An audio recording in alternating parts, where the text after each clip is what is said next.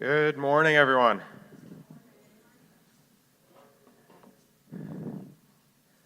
My name is Alex, and I'm apparently multitasking this morning, which we all know guys can't do, right?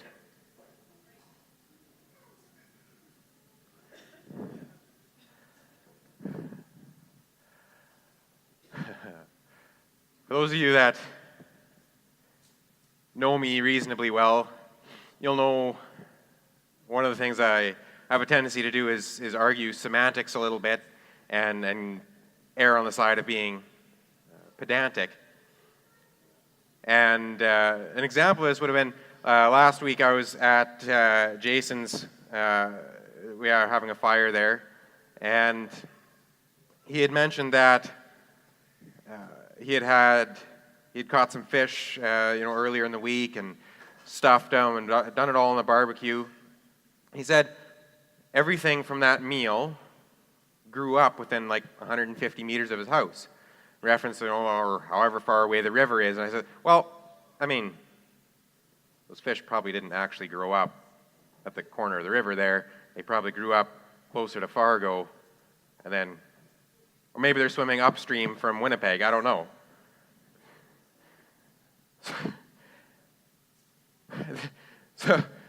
And sometimes, depending on who I'm with, it tends to make people a little bit angry. You go on road trips with family, and you're stuck for 10 hours in a vehicle with someone like me. Eventually, the ratchet straps come out, and someone ends up on top of the roof. It makes people mad, but I like to think that it's not all bad, because what ends up happening is I'll see something, I'll see a phrase, or I'll be talking with someone, and I'll see something, and I'll be thinking, okay, so that's what was said. Is that what was meant? Does this have a different application? I'll be driving down the road, and a car will pull in front of me, and I'll see a bumper sticker on there, and it'll say, God is my co-pilot. You sure about that, Haas? I mean, I'm no expert, but when you've got a two-man flying crew, you'll have the captain flying left seat, and you'll have the co-pilot, or the first officer, flying right seat. And the captain's job is to plan the route, figure out how much fuel's needed, check the weather along the route. Will I need to go around anything? What if I can't make it to my destination? What are my backup plans? And the co-pilot, sure, his hands are on the controls. Well, actually, that's the autopilot. So I don't actually know why you have a co-pilot. The autopilot, well, I guess it says for landings and takeoffs. They have a few planes that do that automatically now too, but it's landings and takeoffs.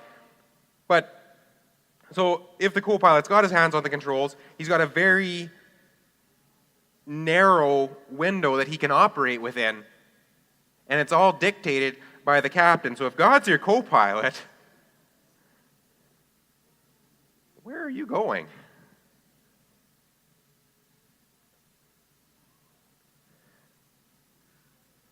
And so it begged the question, what role should God hold in our lives? And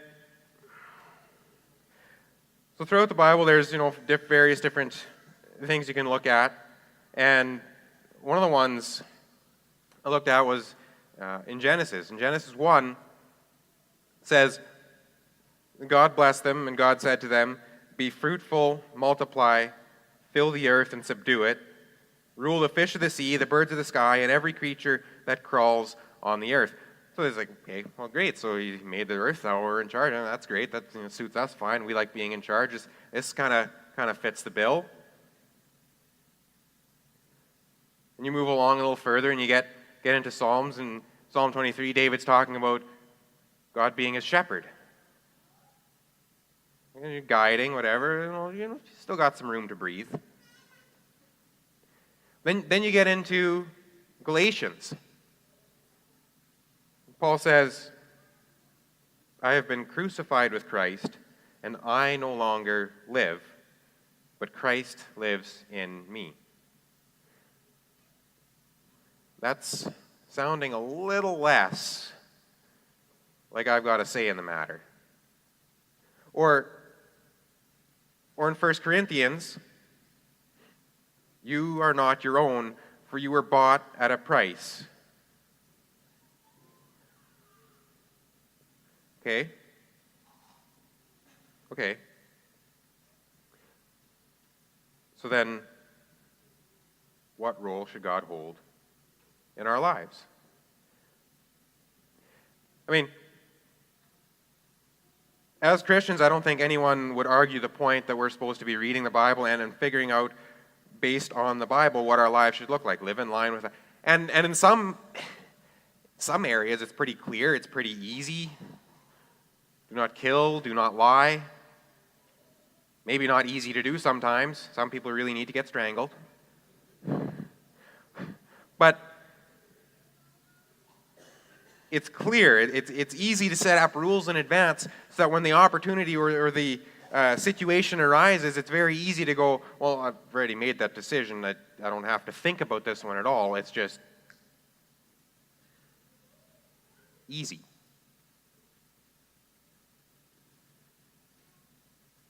But what about the gray areas? There's a lot of things that aren't spelled out crystal clear in the Bible. Like, where should I work? What should I do with my life? Which people should I be interacting with? Makes it a little hard when it's not spelled out crystal clear.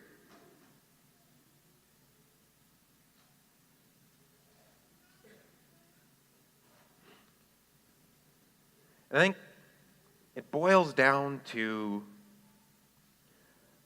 the theme that I've kind of been a recurring thought over the last several months for me. And that is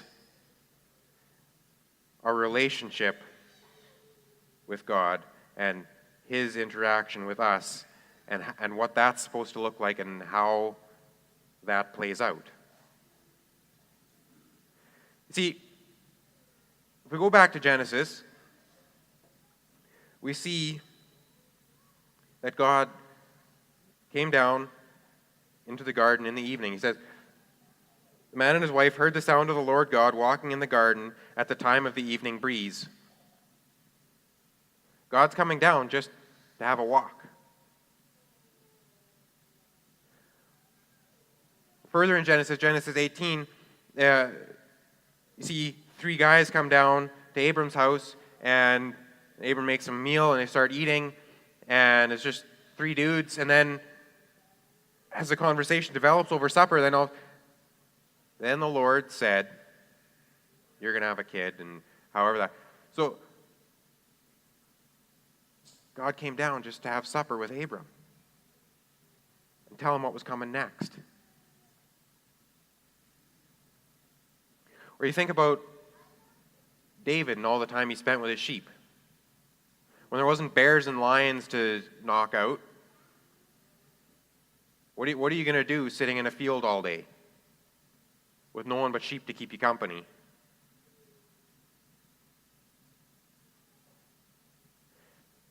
Acts 13:22 talks about, I have found David, the son of Jesse, a man loyal to me. Some say a man after God's own heart. And I think that's got a lot to do with the amount of time he spent just sitting in the field.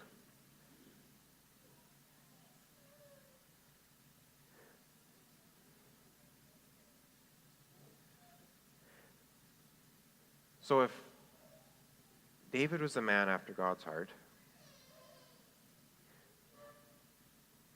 and he spent a lot of time just talking with God and finding out who He is, then what if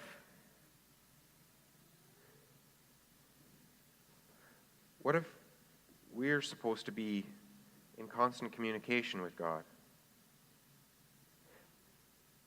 Now, maybe sounds a little bit strange, a little bit weird, maybe unattainable, but run with me here for a minute.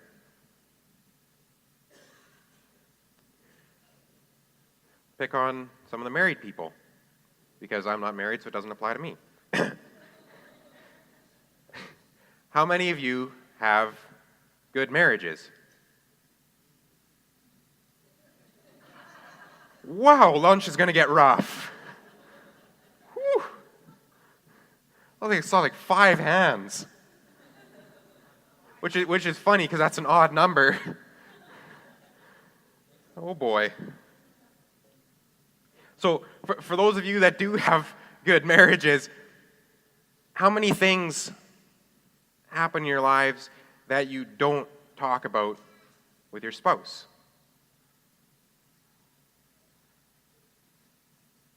No expert in the matter, as I alluded to, but it would seem to me like there should be very little, if anything at all, that you're not talking with your spouse about. If it affects you, it affects them. Is that true? Does it hold true? No? Yeah?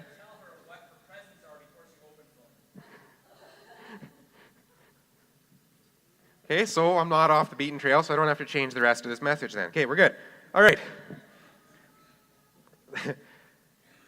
So, all throughout the Bible, you see marriage used as an illustration of God's relationship with us, our relationship with Him. You see, Ephesians 5 says, "Husbands, love your wives, just as Christ loved the church."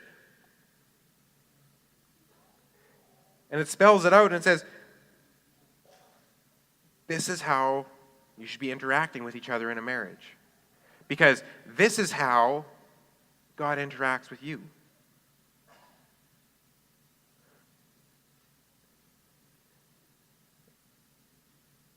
In Hosea 1, you see a similar image. When the Lord first spoke to Hosea, He said this to him, "Go and marry a promiscuous wife and have children of promiscuity, for the land is committing blatant acts of promiscuity by abandoning the Lord." Now, not quite as much of an enjoyable illustration here, but God was looking at His relationship with the Israelites and He's going, this is very wrong. This is not what it should look like. This is not how I want to be interacting with them. They are way off base. So He always finds one of His prophets and says, hey, so I'm seeing that the people here are kind of goofing off and doing their own thing. So, and they're not getting it, and I'm not getting through to them. So we're going to have to give them a hands-on practical illustration here. So go find yourself a wife. Go find yourself a prostitute and marry her, because that is going to illustrate to them exactly how this is going wrong. Another marriage that is illustrating God's relationship with His people.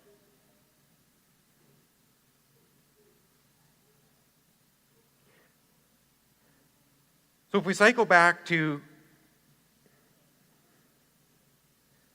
being in constant communication with God, where the role He's holding in our life is a constant interaction, constant input. It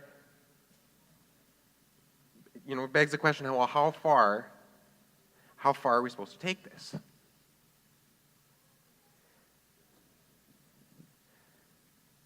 What if it was every decision of every minute of every day? I mean, again, some we can set up in advance for. There's some scenarios that when it comes along, we should have already had spelled out so it's easy. But then there's and then there's some that you could argue He doesn't really care about. Like when I wake up in the morning, which nostril do I pick first? But then again, if you look at Matthew 10, it says, "Aren't 2 sparrows sold for a penny? Yet not one of them falls to the ground without your Father's consent. But even the hairs of your head have all been counted." Now, I don't know if you know this, but your nose is mounted on your head. And there's hair in your nose. And so if you're picking and hairs fall, the number's changing. Just saying.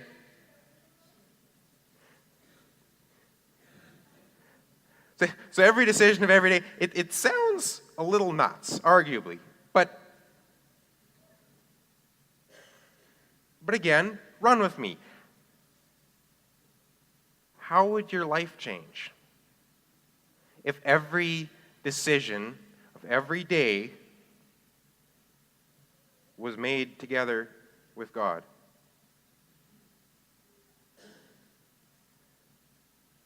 Maybe we'd stop buying lemon cars.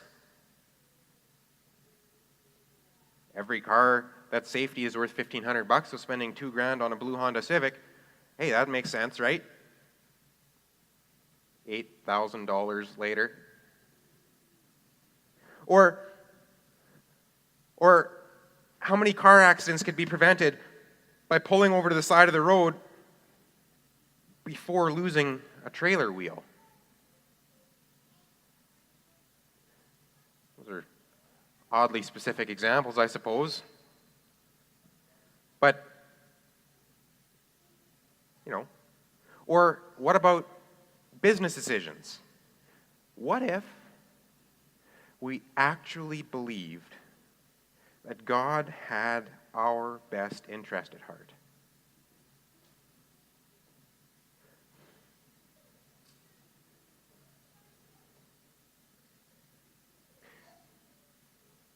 Which people should I partner in business with?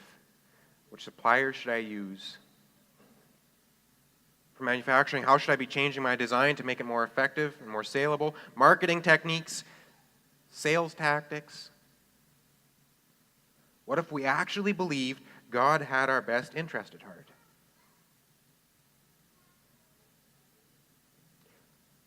Turning away from ourselves onto other people, how many other lives could we impact? Because arguably that's one of the main reasons we're here. I mean, God created us to have so that He could have a relationship with someone, but then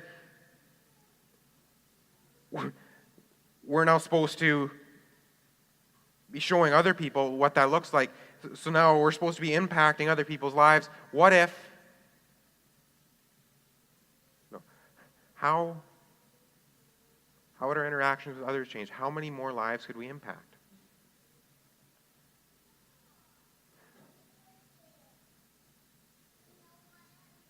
When you're walking past someone on the street, and instead of looking at them and you get that nose crinkle going on, did you ask, no, what's their story? Is there something I should be saying? Is there something I should be doing to make this person's life better today? Or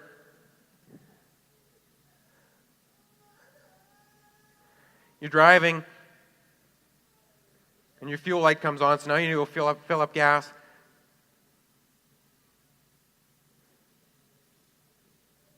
Should I use a different gas station than I normally do? Is there going to be someone there that I need to talk to?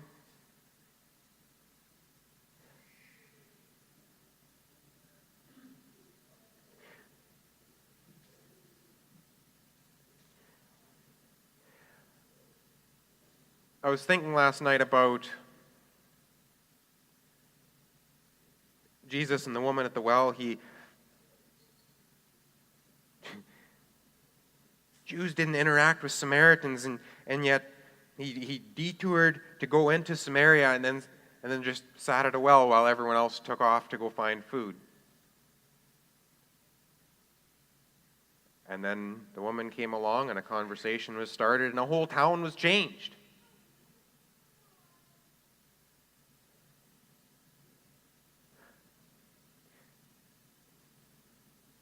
And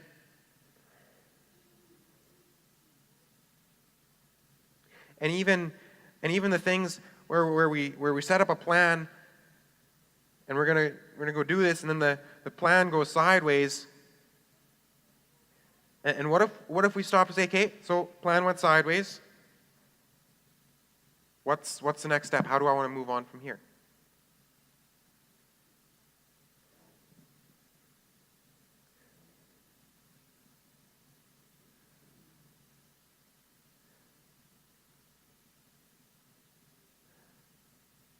Okay. So now we've had a good dreaming session. There's got to be some practical application here. So we're actually supposed to be talking about everything with God. Then, so how do we do that? We got because it doesn't. I don't know about you, but it doesn't always seem to click. I don't always seem to. Just I'm asking him, and it's not sitting right, or something isn't, and it takes a long time to.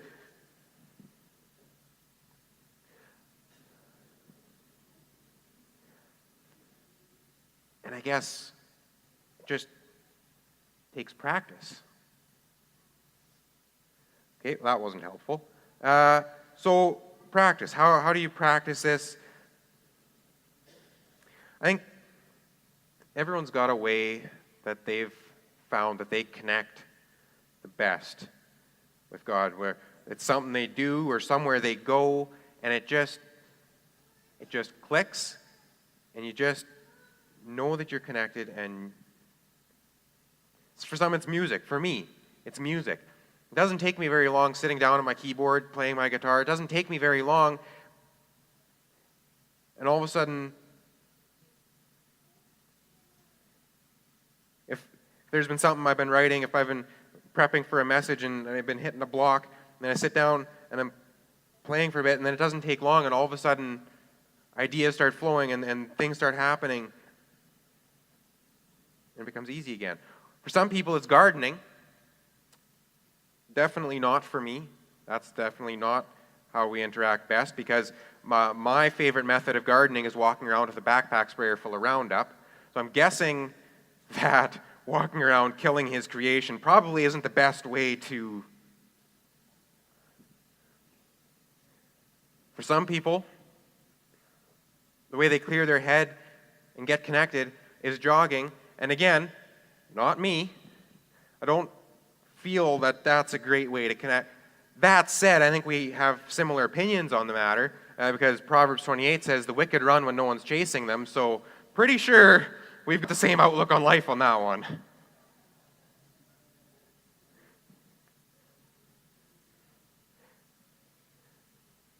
So take some time and figure out what it is that gets that connection jump-started.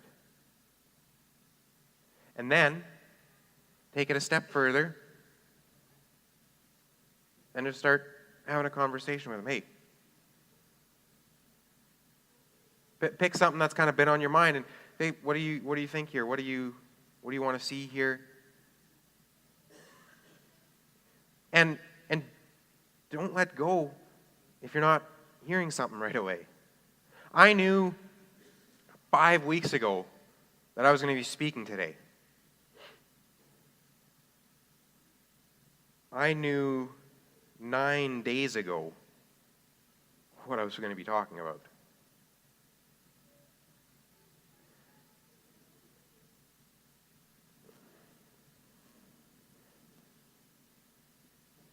So once you've figured out what gets you connected the easiest, and you've been having kind of a few conversations about some of the decisions or things going on in your life that are a bit of a longer term, not a needing to make this right now, then you can up the ante. start running some of the more menial decisions past them, or some of the more urgent ones, and go, well, I guess there is really no menial decisions, but get more detailed. And as you keep up the conversation with them, and as you keep going, getting more in depth and more detail, it's just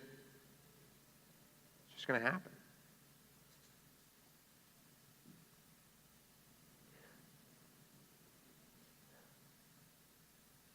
I like to dream and ask what if. How would our lives change? And how would we be able to impact others? Invite the band to come up to close down for the morning.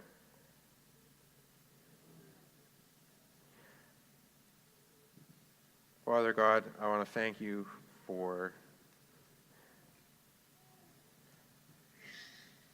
the way